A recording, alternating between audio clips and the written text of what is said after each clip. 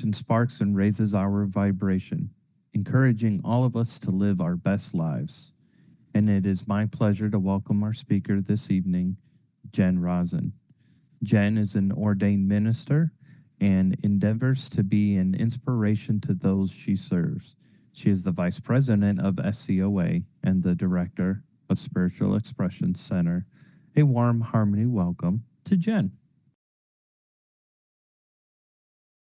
No Death, No Fear was published in 2002, and this is Nhat Hanh's telling of a parable passed down from the Buddha. A young tradesman came home and saw that his house had been robbed and burned by bandits. Right outside what was left of his house, there was a small, charred body. He thought the body belonged to his little boy. He did not know that his child was still alive. He did not know that after having burned the house, the bandits had taken the little boy away with them. In his state of confusion, the tradesman believed the body he saw was his son. So he cried, he beat his chest, and pulled out his hair in grief. Then he began the cremation ceremony. This man loved his little boy so much. His son was the raison d'etre, the purpose of his life. He longed for his little boy so much that he could not abandon the little boy's ashes even for a moment. He made a velvet bag and put the ashes inside, and he carried the bag with him day and night. And whether he was working or resting, he was never separated from the bag of ashes. One night, his son escaped from the robbers. He came home to the new house built by his father. He looked excitedly at the door at 2 o'clock in the morning and knocked. His father called out as he wept, still holding the bag of ashes, "Who is there?" "It's me, your son," the boy answered through the door. "You naughty person, you are not my boy. My child died 3 months ago. I have his ashes with me right here." The little boy continued to beat on the door and cried and cried. He begged over and over to come in, but his father continued to refuse him entry. The man held firm to the notion that his little boy was already dead and that this other child was some heartless person who had come to torment him. Finally, the boy left, and the father lost his son forever. The Buddha said that if you get caught in one idea and consider it to be the truth, then you miss the chance to know the truth, even if the truth comes in person and knocks at your door. You will refuse to open your mind. So if you are committed to an idea about truth or to an idea about the conditions necessary for your happiness, be careful. Freedom is, above all else, freedom from our own notions and concepts. Well, good afternoon or evening, whatever time zone we may all be located in. I hope everybody had a good week and is looking forward to the coming weeks left in our summer season. I know I am. Although I know a lot of you guys are really warm wherever you are. Out here in the Pacific Northwest, I'm just grateful for sunshine and no rain for a while. That's my reality. The author of our reading today, Thích Nhất Hạnh, was a prolific writer. He wrote over 130 books during the course of his life, selling over 5 million copies worldwide. Well known for his peace activism during the Vietnam War, he was nominated for the Nobel Peace Prize by Dr. Martin Luther King.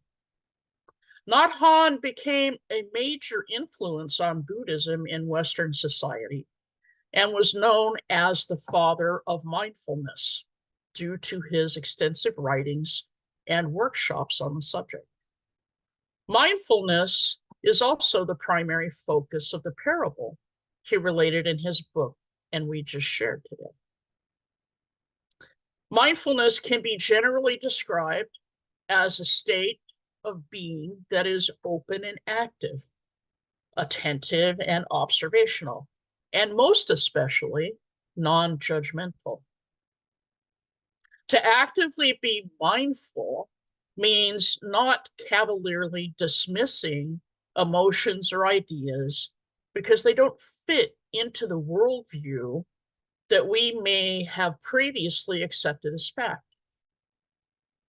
An open heart and mind are receptive to different theories or ideologies, open to examining their worth, ultimately determining if these different thoughts have possible value as potential additions to our own individual known reality.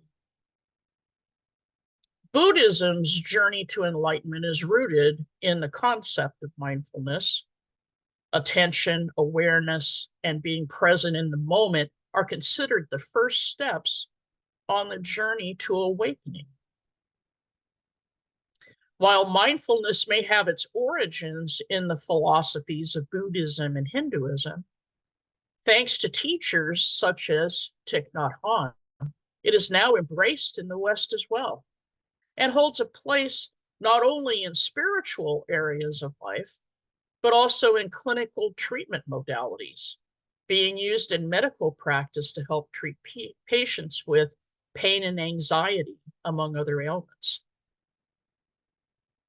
All of us are here in this present moment, and many others just like it, because we are spiritual seekers, actively looking for information and inspiration. The idea of conveying or receiving information and education is pretty straightforward. Inspiration, though, is a little trickier to nail down, as it is subjective in nature. What is inspirational to one person may not be to another. And inspiration can many times be subtle in nature. If we're not paying attention, it could slip by unnoticed. Inspiration can also be a eureka moment when something hazy has suddenly become clear, or it can be a metaphorical kick in the backside that motivates us in a new or different direction. But that can only happen if we're open to receive, evaluate, and implement new avenues of exploration. We can become inspired, and the GPS map of our life's path opens up and expands in response. My partner and I just celebrated our 25th anniversary last week, and I am mindfully thankful for every day we have together. She was an active spiritual seeker when we first met over 30 years ago. I, however, was not. More of an agnostic than a non-believer at that point, I was not really motivated in a spiritual direction. Whether through osmosis or the environmental forces around me, I gradually changed course, letting go of my previously held cherished views of life and death. So before the advent of my beloved Kindle, I found myself in one of my very favorite places, walking down an aisle in the library, in search of a book to take on vacation. From the top shelf, a book literally leapt off of its perch, landing on the floor in front of me, face up. I looked around, thinking someone was having a laugh at my expense, but no one was anywhere nearby. I picked up the book, The Disappearance of the Universe by Gary Renard, and just thought, what the heck? It must be meant for me. Now, where did that open mind come from? I wonder. Gary's book, if you aren't familiar with it, is centered on the teachings of the Course in Miracles and documents his experience with two spirit guides and the information they relayed to him over several years of encounters. Now, I had an initial moment of doubt about the whole spirit guide thing at that point in time, but I shut it down pretty quickly and delved into the book. Well, you can guess the rest. I read everything else he wrote. I read the Course in Miracles and the workbook and the teacher's guide. And then I set off investigating and seeking all kinds of other spiritual avenues that have, all these years later, led me here. If you had told me this scenario all those years ago, I wouldn't have believed it. But that is what inspiration and mindful practices can accomplish in even the most curmudgeonly, close-minded person around. I was obviously inspired by my experience with Gary's book, but inspiration doesn't have to literally almost knock you on the head. Another iconic Buddhist author, Pema Chodron, wrote, "If we learn to open our hearts, anyone, including the people who drive us crazy, can be our teacher." Think about that for a moment. How many times have we been motivated to action, inspired by negative as well as positive interactions? That embraces the concept of turning a negative into a positive, right?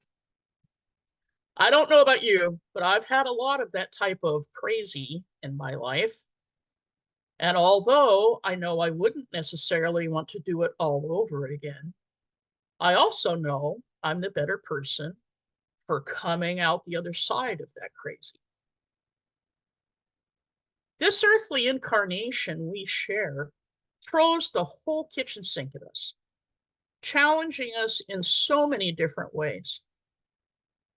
Our responsibility as an eternal spiritual being is to recognize not only the challenges, but the opportunities. We can endeavor to overcome challenges because they usually place an impediment or a choice in our path. We have to actively decide whether to go over, bulldoze through, or detour around it. Opportunities, however, can be easily missed if we're not mindfully engaged with the path before us. Part of our personal responsibility is to not only grasp the moments of inspiration, but to also be inspiring to others, to be a good spouse, a good partner, friend, and family member. Leading by example and examined life that is worth the time invested. It's mindful and purposeful, embracing every moment possible with an open heart and mind. There will be bumps and bruises along the way, but those too can inspire and be inspiring, all a part of the human experience. Pema Chodron described this very eloquently. She said, "To be fully alive, fully human, and completely awake is to be continually thrown out of the nest. To live fully is to be always in no man's land, to experience each moment as completely new and fresh. To live is to be willing to die over and over again." No one of us has all the answers. Heck, we don't even know all the questions. But we can be awake and aware to the possibility for a moment of clarity. One of those aha instances when we consciously realize that we have encountered a divinely placed juncture in the road of our life. May we all be blessed with many such occurrences, as well as the mindfulness to recognize them and be inspired by them. I will take my leave by sharing another thought from Thich Nhat Hanh. Mindfulness is the kind of light that shows us the way. Mindfulness gives birth to insight, awakening, compassion, and love. May the light of the divine bless each and every one coming this week. Thank you for allowing me to share with you today.